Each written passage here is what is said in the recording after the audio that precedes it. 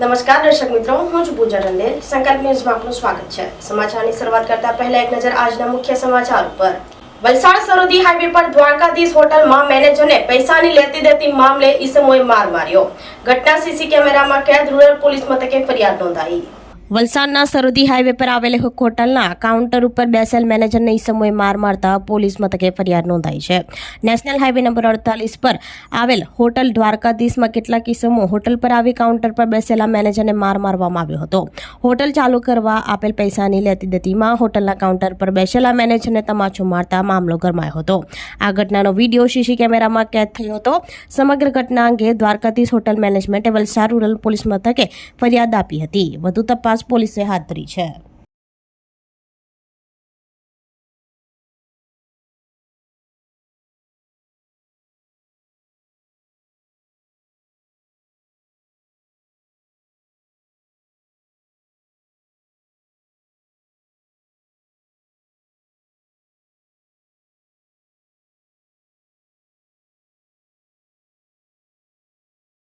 વાપી ડુંગરામાં શ્રીમદ ભાગવત સપ્તાહ જ્ઞાન યજ્ઞમાં ભક્તજનો ઉમટ્યા. સવારે વિધિવત પૂજા અર્ચના સાથે મોટી સંખ્યામાં ભક્તજનો વચ્ચે પોથયાત્રા નીકળી. વાપી ડુંગરામાં સ્વર્ગસ્થ કીકુભાઈ કાળીદાસ પટેલના પુણ્યાર્થે પટેલ પરિવાર દ્વારા શ્રી પંચકેશ્વર મહાદેવ મંદિરમાં શ્રીમદ ભાગવત સપ્તાહ જ્ઞાન યજ્ઞનું આયોજન કરવામાં આવ્યું છે. આ કથા બુધવાર તારીખ 20 ડિસેમ્બરથી 26 ડિસેમ્બર સુધી ચાલશે અને તેનો સમય 2:30 વાગ્યાથી સાંજે 5:30 વાગ્યા સુધીનો રાખવામાં આવ્યો છે. પ્રથમ દિવસે બુધવારે સવારે વિધિવત પોથયાત્રા ભક્તિ સંગીતના સથવારે કાઢવામાં આવી હતી. આ પોથયાત્રામાં મોટી સંખ્યામાં ભક્તજનોએ ભાગ લીધો હતો. ગામમાં પોથયાત્રા ફરી કથા સ્થળ શ્રી પંચકેશ્વર મહાદેવ મંદિર ડુંગરા પહોંચી હતી. આ કથાનું રસપાન શાસ્ત્રી ભીખુઅદા જૂનાગઢ દ્વારા પોતાની આગવી છટામાં કરવામાં આવી રહ્યું છે. શાસ્ત્રી ભીખુઅદાની આ 355મી કથા છે. આ કથાનું રસપાન કરવા માટે મોટી સંખ્યામાં ભક્તજનો ઉપસ્થિત રહ્યા હતા.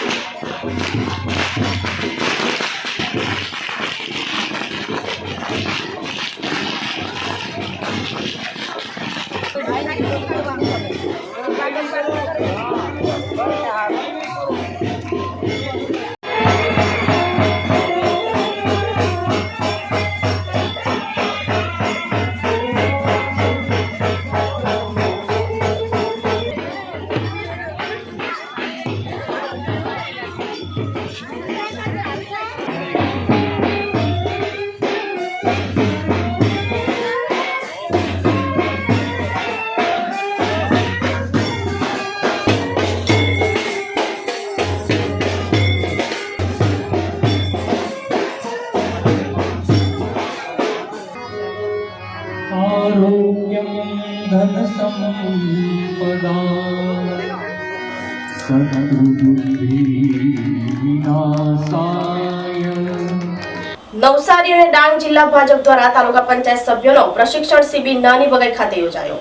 લોકસભાની ચૂંટણીના પડઘમ વાગી રહ્યા છે ત્યારે તમામ રાજકીય પાર્ટીઓ તેની તૈયારીમાં લાગી છે. જેમાં હંમેશા ચૂંટણી મોડમાં રહેતી ભાજપ પણ તૈયારીમાં જોતરાઈ છે. જેમાં નવસારી અને ડાંગ જિલ્લા ભાજપ દ્વારા તાલુકા પંચાયત સભ્યોનો પ્રશિક્ષણ શિબિરનું આયોજન નાની વગઈ ખાતે આવેલ કિલાડ કેમ્પ સાઇટ ખાતે નવસારી લોકસભા બેઠકના ઇન્ચાર્જની અધ્યક્ષતામાં રાખવામાં આવી હતી. જેમાં નવસારી જિલ્લાની 6 તાલુકા પંચાયત અને ડાંગ જિલ્લાની 3 જેટલી તાલુકા પંચાયતના ભાજપના ચૂંટાયેલ સભ્યો તેમજ તાલુકા ભાજપ પ્રમુખો હાજર ઉપસ્થિત રહી આ પ્રશિક્ષણ શિબિરમાં તાલુકા પંચાયત ચૂંટાયેલ સભ્યોને લોકસભા ચૂંટણીમાં કેવી રીતે કામગીરી કરવી તે અંગેનું માર્ગદર્શન આપવામાં આવ્યું હતું.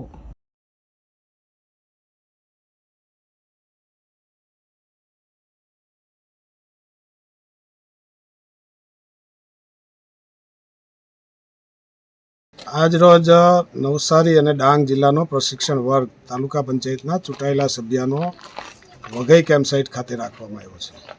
ભારતીય જનતા પાર્ટીની પદ્ધતિ છે સમગ્ર દેશમાં પાર્ટીના કાર્યકર્તાઓને પ્રશિક્ષિત કરવા માટે દર વર્ષે ચૂંટાયેલા લોકો નગરપાલિકા તાલુકા પંચાયતથી લઈને સાંસદ સુધી અને સંગઠનમાં મોરચાથી લઈને રાષ્ટ્રીય સ્તર સુધી ભારતીય જનતા પાર્ટી એક જ એવી પાર્ટી છે કે જે દર વર્ષે કાર્યકર્તાઓને પ્રશિક્ષિત કરીને એમને માર્ગદર્શન આપતી રહે છે.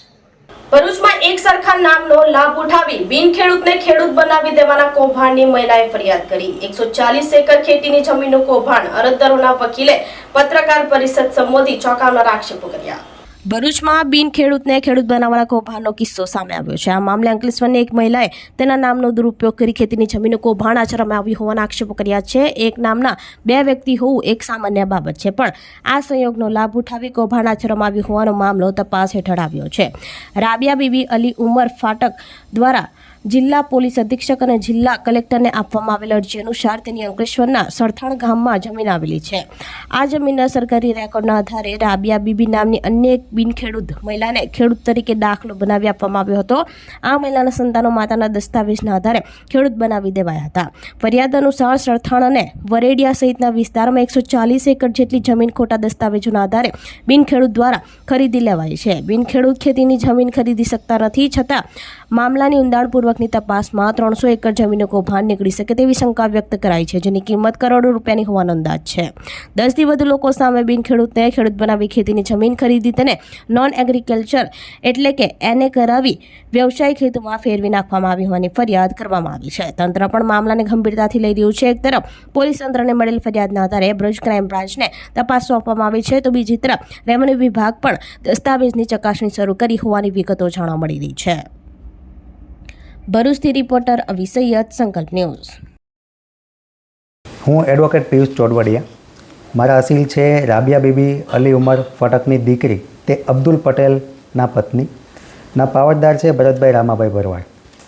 આજે મારા મૂળ અસીલ છે તેઓ મોજે ગામ કહાનના બ્લોક નંબર 59ની જમીન ધારણ કરતા હતા, અને આ રાબિયા બીબીના નામ જેવું જ બીજું નામ ધરાવનાર વ્યક્તિ એક બીજા રાબિયાબેન, એના વારસોને ખોટા ખેડૂત ખાતેદાર બનવું હતું. એટલા માટે મારા જે અસીલ છે રાબિયા બીબી, એના નામનો ખેડૂત ખરાઈનું પ્રમાણપત્ર મેળવી એને આધારે સૌપ્રથમ સરથાણ ગામની જમીન ખરીદી, અને સરથાણ ગામની જમીનમાં જે નોંધ પડી એમાં આ જે અસલ મારા અસીલ જે રાબિયા બીબી છે તેમના ખેડૂત પ્રમાણપત્રનો ઉપયોગ કર્યો.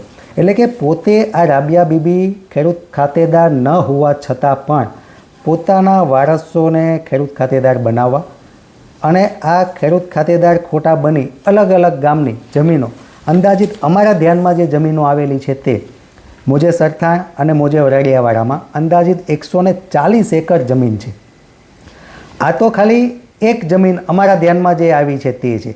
આ રાબિયા બીબીના વારસોએ ખોટા ખેડૂત પ્રમાણપત્રને આધારે આ સિવાયની અલગ અલગ જમીનો પણ ખરીદેલી હોઈ શકે. આ અંગે અમારા ધ્યાનમાં હકીકત આવતા આ રાબિયા બીબીના પાવતદાર દ્વારા કલેક્ટર સાહેબને રજૂઆત કરેલી છે, અને ત્યાં પણ ફરિયાદ લેખિતમાં ફરિયાદ આપેલી છે કે આ અંગેની સઘન તપાસ કરવામાં આવે. આ ઉપરાંત એસપી સાહેબશ્રીને પણ ફરિયાદ કરવામાં આવેલી છે કે મારા અસીલના ખોટા ખેડૂત પ્રમાણપત્રનો ઉપયોગ કરી અને જે ખેડૂત ન હોવા છતાં પણ ખોટા ખેડૂત ખાતેદાર બની અને સરકારશ્રી સાથે પણ ષડયંત્ર રચી અને આ પ્રકારના ખોટા કૃત્યો કરી રહ્યા છે. જો આની અંદરની યોગ્ય તપાસ થાય તો આ ષડયંત્ર કરનારની પાછળ કે જે ખોટા ખેડૂત બનાવવાનું કામ કરે છે, કે સરકારશ્રીને સાથે પણ ફ્રોડ કરે છે, એવા અનેક વ્યક્તિઓના પણ આમાં પર્દાફાશ થાય એવું છે. તો આ તાજના સમાચારો, નવા સમાચારો સાથે કાલે ફરી મળીશું. નમસ્કાર. આપણી સંકલ્પ ન્યૂઝ ચેનલને સબસ્ક્રાઇબ અને લાઇક કરો, બેલ આઇકન દબાવો, જેથી આવનાર ન્યૂઝ અપડેટ્સની નોટિફિકેશન આપના મોબાઈલ પર સૌથી પહેલા પહોંચે. Like, subscribe and share the video.